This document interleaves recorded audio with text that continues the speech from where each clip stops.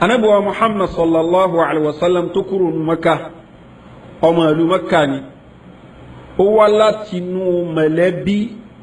tó ṣe wípé ó fi òkìkí jù lọ nínú ìgboro Makkah. Kò ń ṣe àwọn èèyàn lásán tá ní àbí wọ́n ti ẹ̀wà ṣe nǹkankan nínú Makkah ni. Ṣùgbọ́n ẹ̀sìn ó pàtàkì ju ìntànjẹ lọ, ẹ̀sìn ó pàtàkì ju àwọn nǹkan tá aláǹlé yòdò ìdí ayé lọ. Wọ́n ló jẹ́ pé Ànábì wa Muhammad sallallahu alaihi wasallam ó padà ń sọ, ó ní rẹ̀ Makkah, anti ahabbu ardillahi ila Allahi wa ilayya. Ìwọ ni ilẹ̀ tí Ọlọ́run bá fi nífẹ̀ẹ́ sí jùlọ ní gbogbo ilẹ̀.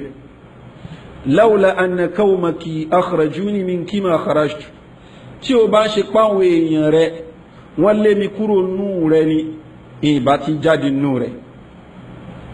Ṣùgbọ́n súnnà Ọlọ́run ọba ní, ó ní pé bí téèyàn ò bá ti ní rí ẹ̀sìn rẹ̀ ṣe, yóò gbé ẹ̀sìn rẹ̀ sá ni. Òun ló fi jẹ́ pé ẹni tó bá gba ìsìláàmù gan ní àwùjọ tó ṣe wípé àwọn kèfèrí ni wọ́n dominate rẹ̀, in tí ẹ̀sìn kọ́ wa ni pé kíru ẹni bẹ́ẹ̀ kó ṣe gbìyànjú àti kúrò ní àárín yẹn, torí pé kò lè rọrùn fún láti máa gbá àárín wọn. L'Ànábì wa Muhammad sallallahu alaihi wasallam ó fi sọ inú hadithi al-Imam Abu Dawud àtàwọn afáàládì fi ní gbà wá. Ànábì wa Muhammad sallallahu alaihi wasallam ó ní ana bari'un min kulli muslimin yuqimu bayna adhhuril kafirin. Ànábì ní èmi ò ní kankan ṣe, mi ò sọpọ́ọ̀tì ẹni tó jẹ́ mùsùlùmí tó ń gbé àárín àwọn kèfèrí, torí wípé la tatara'a narahuma, iná àwọn méjèèjì ò fẹ́ ríra wọn. Èèyàn kan pèpè sódodo, èèyàn kan pèpè síná, èèyàn kan pèpè sí irọ́, èèyàn kan pèpè sí ìmọ́lẹ̀, ẹnìkejì ń pèpè sí iná, bó lọ̀rọ̀ wọn ṣe fẹ́ jọra wọn. So tó bá yẹ kóhun ni minority ni, definitely ni wọ́n máa fìtínà rẹ̀ náà ni. Ọlọ́hun Ọba subhanahu wa ta'ala ní kó gbé ẹ̀sìn rẹ̀ sá kó kúrò láàrin wọn.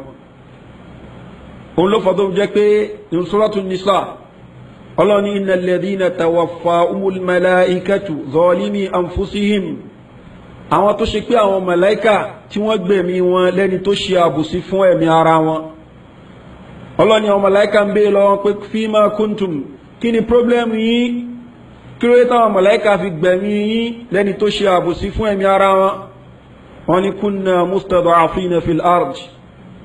Àwa ni àwa oppressed lórí ìlú wa, lórí ilẹ̀ wa. Ọlọ́hun Ọba ní alam taku ardullahi wasi'atan fatuhajiru fiha. Ṣé bí Ọlọ́hun Ọba fẹ́ dandan ní kẹ́ kú síbẹ̀ yẹn ni? Ẹ ṣe kúrò ń bẹ̀ yẹn ní kẹ́ ṣe hijira kẹ́ lọ bòmí. Ọlọ́hun Ọba subhanahu wa ta'ala ní fa ulaika ma'wahum jahannam wa sa'at masira. Àwọn tí àwọn màláíkà gbẹ̀mí wọn nínú ìgboro Makkah tí wọ́n gbẹ̀mí wọn síbẹ̀ ní kèfèrí tó ṣe pé wọ́n ní àwọn ò lè ṣe hijira nítorí àwọn nǹkan ayé tí wọ́n ń wò, débi pé àwọn kèfèrí fi wá tí àwọn náà jáde láti lọ bá àwọn olùgbàgbọ́ òdodo jà,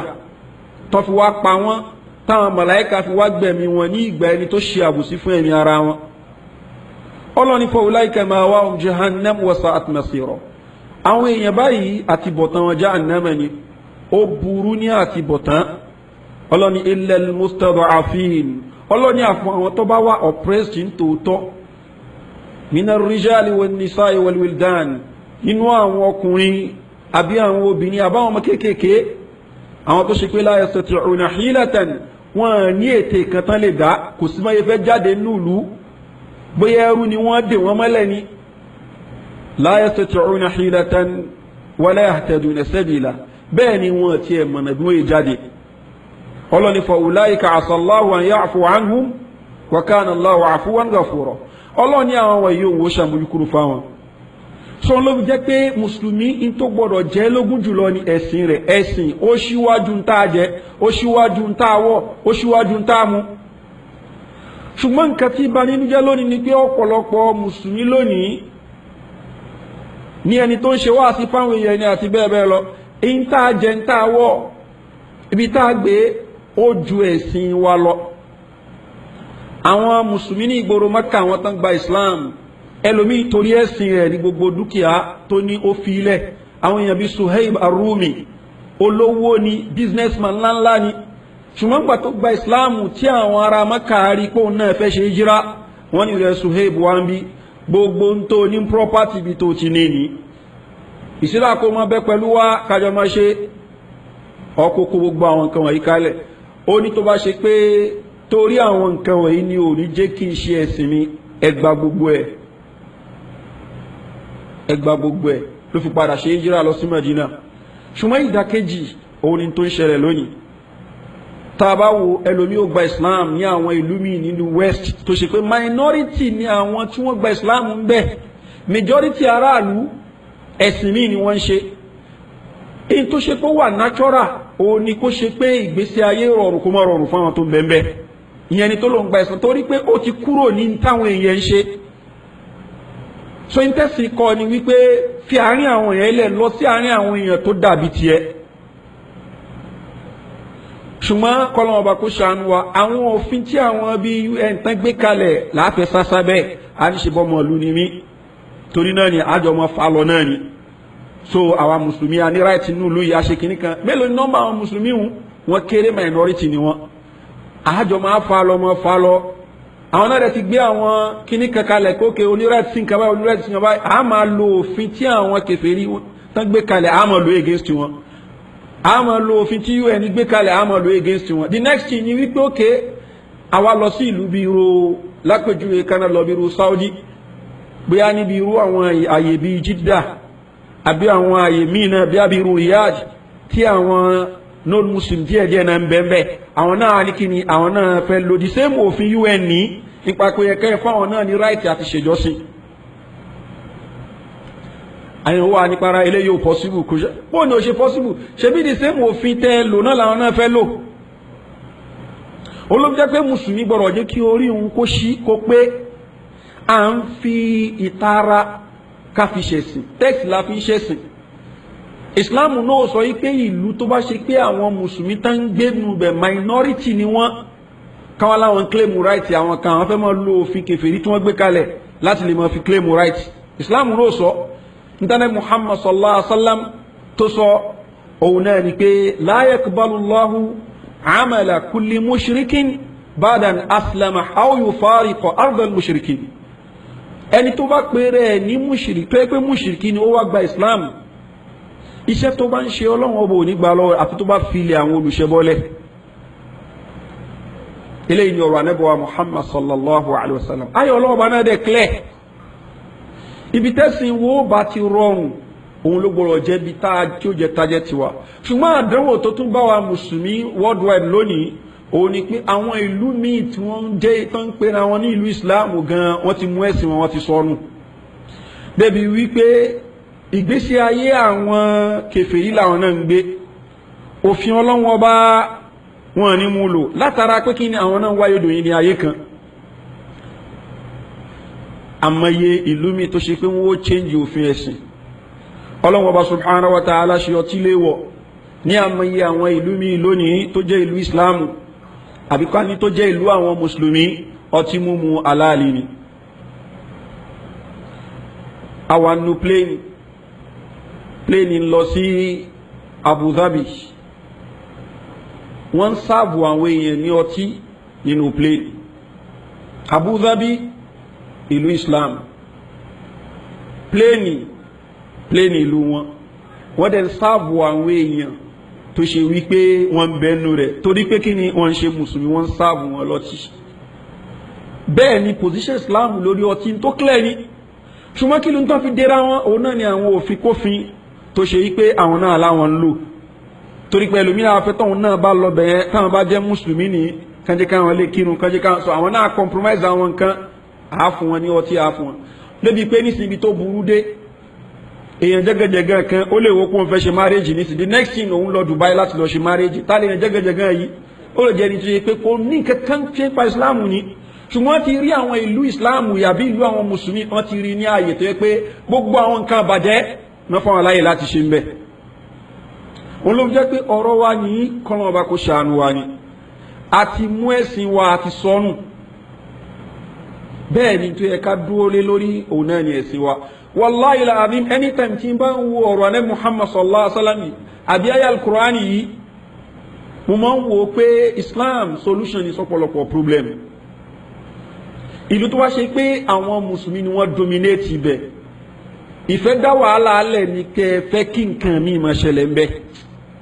ìlú tó wá ṣe pé kí ni àwọn kèfèrí ni wọ́n dominate rẹ̀ kí àwọn mùsùlùmí tán jẹ́ minority ń bẹ̀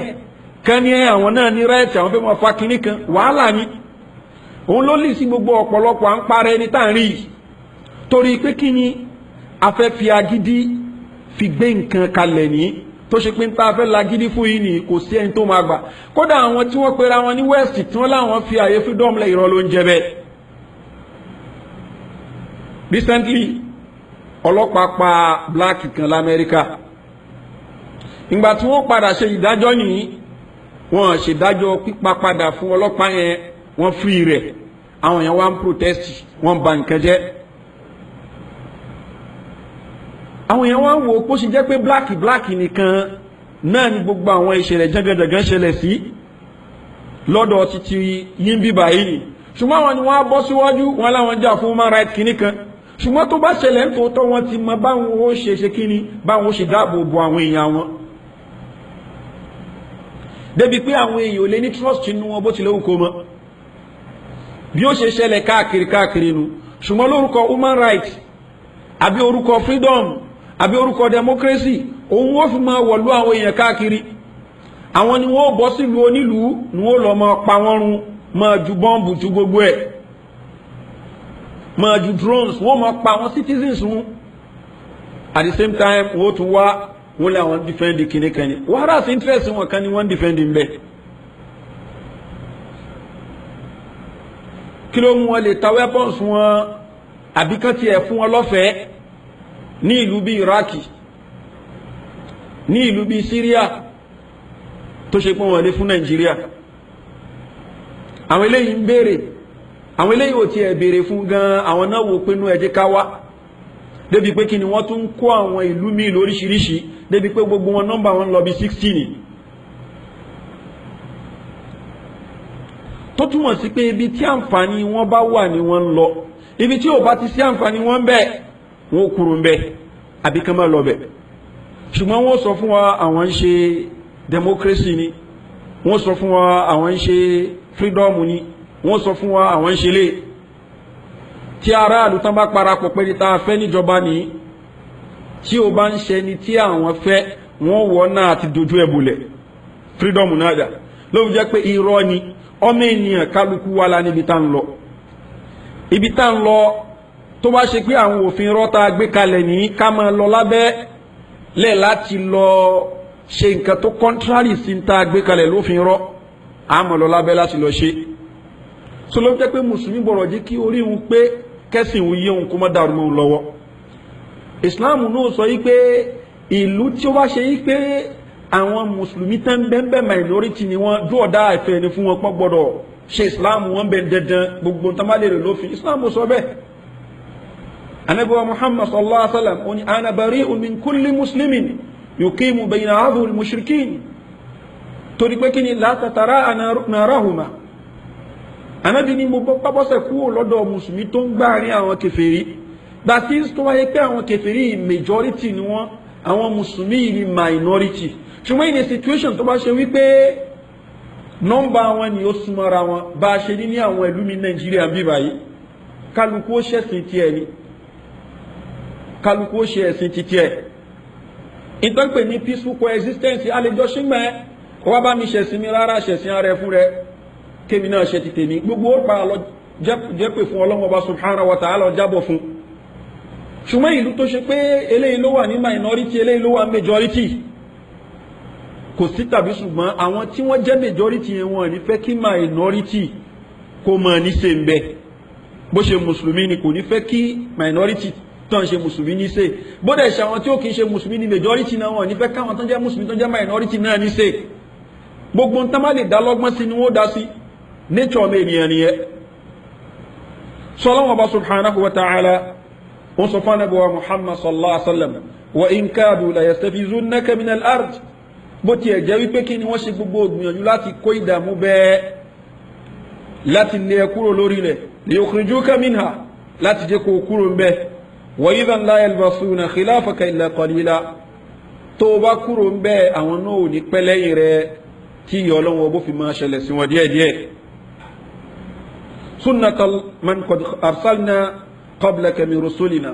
Ọlọ́run ní eléyìí ní ìlànà tá a ṣe fún àwọn tá a ránṣẹ́ síwájú rẹ̀ wala tajidu li sunnatina tahwila bẹ́ẹ̀ ni ò lè rí àyípadà fún súnà Ọlọ́run ọba. a sọ fún Ànábì wa Muhammad sallallahu alaihi wasallam ọmọ Mẹ́kà ni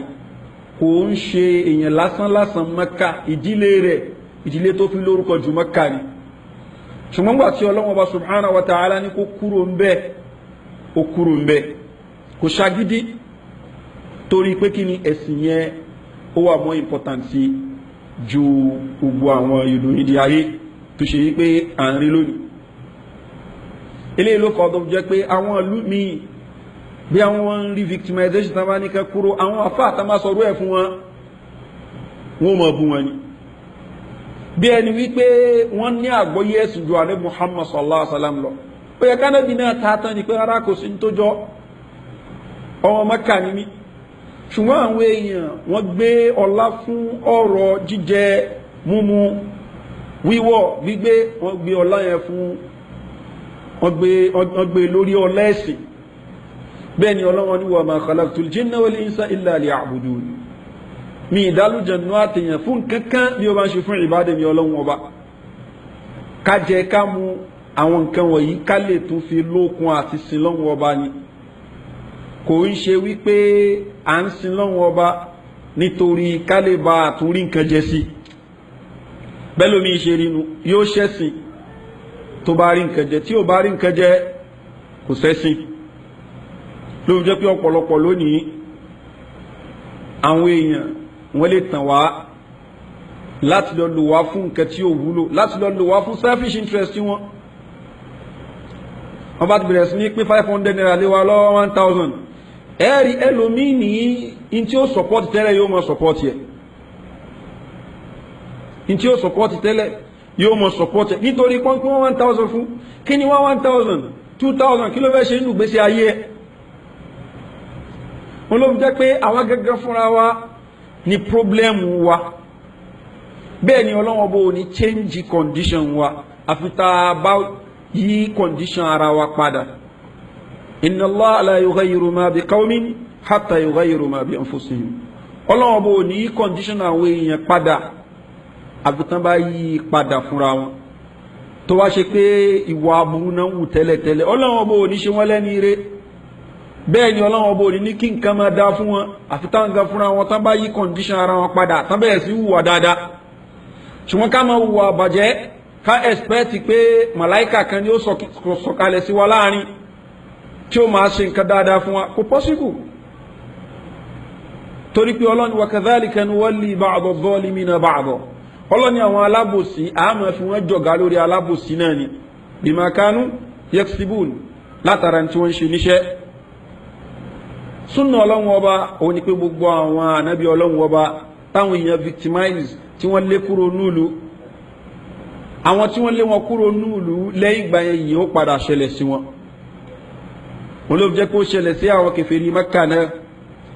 tó ṣe pé lẹ́yìn ìgbà tí wọ́n lé ànábì wa Muhammad sallallahu alaihi wasallam kúrò núùlù lẹ́yìn ìgbà yẹn ló di pé Ọlọ́run ọba padà fún ànábì wa Muhammad sallallahu alaihi wasallam ní okun àti lè bá wọn jà ó dẹ̀ dé ìjà alákọ̀ọ́kọ́ ṣẹlẹ̀ ẹlẹ́ẹ̀kejì ṣẹlẹ̀ amáyé ìjà lọ láàrin wọn kó tó di pé ànábì wa Muhammad sallallahu alaihi wasallam padà wá gba ìgboro Mẹ́kà padà tó ṣe pé àwọn tí wọ́n jẹ́ kèfèrí bẹ́ẹ̀ ń gbà yẹn ti wá di minority àwọn mùsùlùmí àwọn náà wá pọ̀ ń bẹ́ẹ̀